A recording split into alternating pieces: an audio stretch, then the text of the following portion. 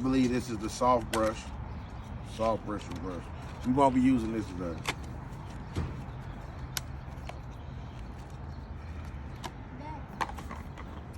This is the hard bristle brush.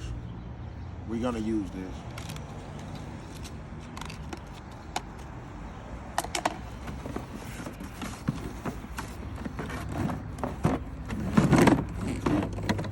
This vacuum cleaner is so small.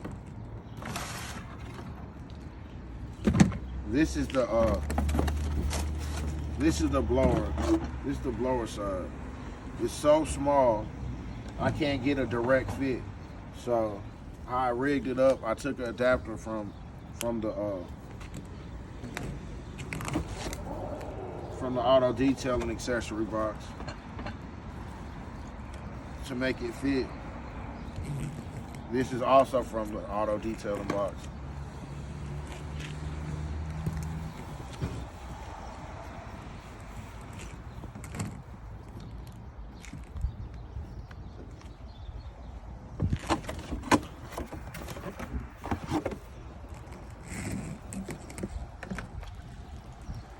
I'm gonna give it over to my son so he can start vacuuming out the truck and taking the mats out.